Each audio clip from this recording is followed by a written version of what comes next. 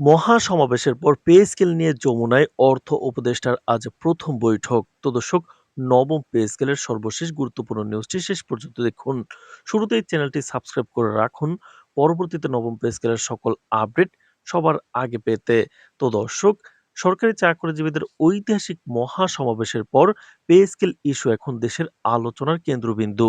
সমাবেশের চাকরিজীবীদের উপস্থিতি এবং তাদের শক্ত অবস্থানের পর সরকার নতুন বেতন কাঠামো নিয়ে দ্রুত পদক্ষেপ নিতে বাধ্য হয়েছে। সেই ধারাবাহিকতায় আজ যমুনায় বসল অর্থ উপদেষ্টার গুরুত্বপূর্ণ বৈঠক, যেখানে নতুন পে স্কেলের অগ্রগতি, বাস্তবায়ন সময়সীমা এবং গ্যাজেট প্রকাশের সম্ভাব্য তারিখ নিয়ে বিস্তৃত আলোচনা হয়।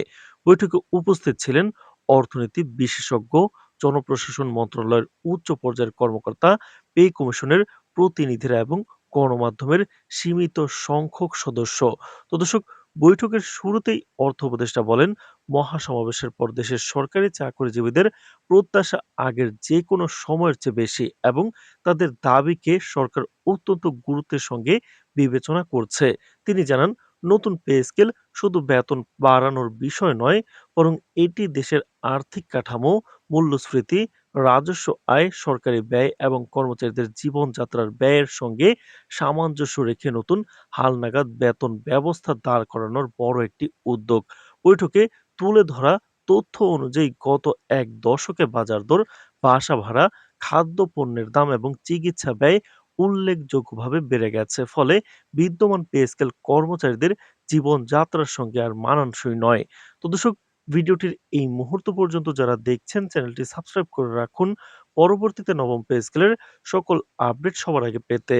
তো দর্শক, বৈঠকে আলোচ্য সবচেয়ে গুরুত্বপূর্ণ বিষয় ছিল নতুন গ্রেড নির্ধারণ, বেতন 1:7 অনুপাতে পুনর্গঠন এবং বিভিন্ন ভাতা পুনর্বিন্যাস।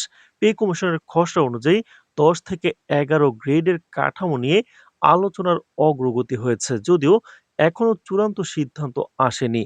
অর্থ উপদেষ্টা বৈঠকে জানিয়ে দেন, গণদাবি অনুযায়ী বেতন বৃদ্ধির বিষয়টি ইতিবাচকভাবে বিবেচনা করা হলেও অর্থনৈতিক বাস্তবতা না দেখে তড়িঘড়ি কোনো ঘোষণা দিলে তা দেশের অর্থনীতির উপর চাপ তৈরি করতে পারে। তাই বাস্তবসম্মত এবং টেকসই একটি কাঠামো তৈরি করাই এখন সরকারের প্রধান লক্ষ্য। যদিও মহাসমাবেশ থেকে আন্দোলনকারীরা দাবি রেখেছিলেন ডিসেম্বরের মধ্যে গ্যাজেট প্রকাশের। অর্থ উপদেষ্টার মতে, সঠিক প্রক্রিয়া ও যাচাই বাছাই শেষ করেই চূড়ান্ত ঘোষণা দেওয়া হবে।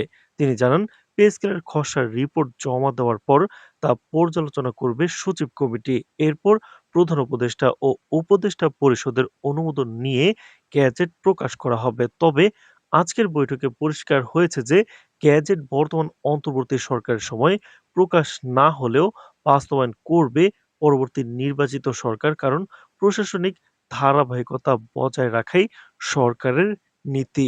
তো দর্শক, বৈঠক শেষে অর্থ উপদেষ্টা আরো বলেন, সরকারি চাকরিজীবীদের দীর্ঘদিনের অপেক্ষা শেষ করার জন্য সরকার আন্তরিক এবং কর্মচারীদের দাবি অনুযায়ী নতুন পে স্কেলকে সময়োপযোগী ও স্থিতিশীল করা হবে। বৈঠকে উপস্থিত বিশেষজ্ঞরা মত দেন, পে স্কেল বাড়ানোর পাশাপাশি কর্মচারীদের দক্ষতা উন্নয়ন, কাজের মান বাড়ানো এবং প্রশাসনিক সংস্কারও সমান জরুরি। তো দর্শক, ভিডিওটির এই মুহূর্ত পর্যন্ত যারা দেখছেন চ্যানেলটি সাবস্ক্রাইব করে রাখুন পরবর্তীতে নবম পে স্কেলের সকল আপডেট সবার আগে পেতে।